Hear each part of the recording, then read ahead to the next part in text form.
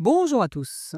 Je vous commence cet épisode sans trop savoir de quoi je vais parler. Parce que j'ai essayé juste avant d'en enregistrer un autre et je me rends compte que je repartais dans ma posture de je vais vous enseigner des trucs, je vais vous parler, je vais essayer de parler général, ce que j'ai plus envie de faire.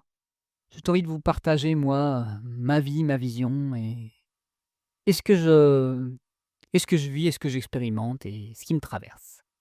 Et là, aujourd'hui, ce qui me traverse, c'est en regardant, sur mon bureau, à quel point le fait de m'être autorisé mon originalité et mon côté un peu farfelu, ça m'a fait du bien.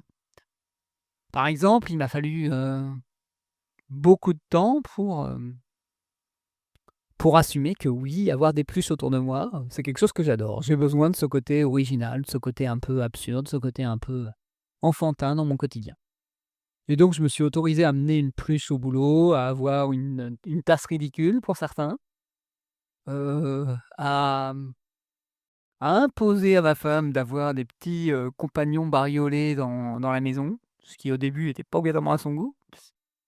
Voilà et avoir plus de fantaisie et parfois ce qui paraît, totalement anodin, totalement inutile, totalement, futile, est essentiel pour nous.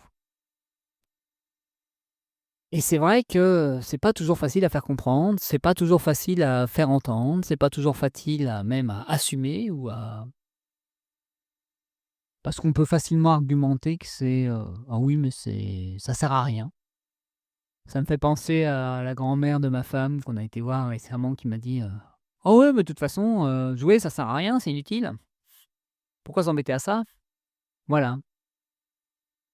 Oui, peut-être, mais il y en a pour d'autres pour qui, ça donne de l'air, pour qui c'est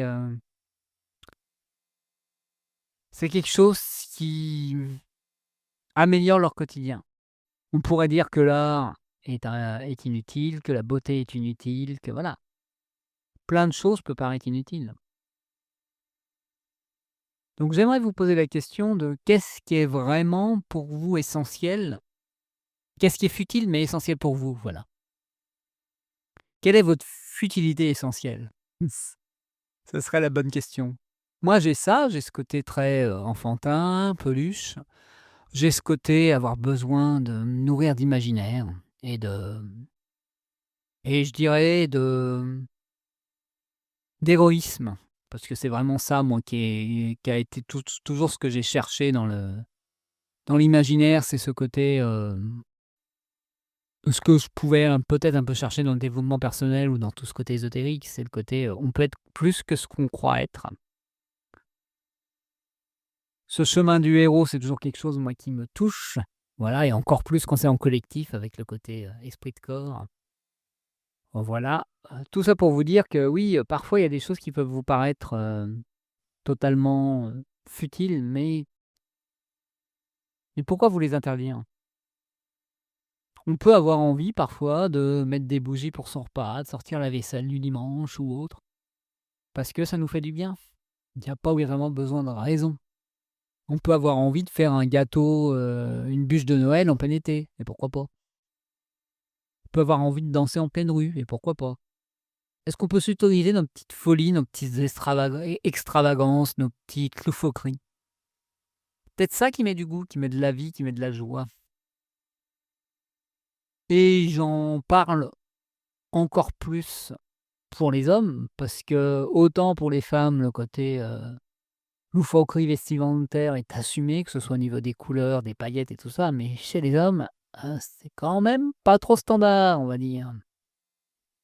À part si on est dans le milieu homosexuel et là que ça fait partie du personnage. Mais quand on est, entre guillemets, d'une sexualité standard et dans un métier standard, assumer la couleur, les paillettes ou l'originalité, c'est quand même pas, du plus courant, on va dire et du plus, socialement, valorisé, voilà. Donc voilà ce que j'ai envie de vous partager, parce que oui, on n'est pas loin de Noël et qu'il y a aussi ça, il y a aussi cette âme d'enfant qui a des fois besoin de s'exprimer. Mais est-ce que vous pouvez aussi vous l'autoriser à d'autres moments qu'à Noël, à d'autres moments, que ceux qui sont acceptables? Est-ce que vous pouvez vous autoriser, par exemple, à jouer sans qu'il y ait besoin qu'il y ait des enfants pour jouer? Par exemple. Voilà ce que j'ai envie de partager avec vous. Eh bien, sur ce, je vous souhaite une magnifique journée, je vous dis à très bientôt.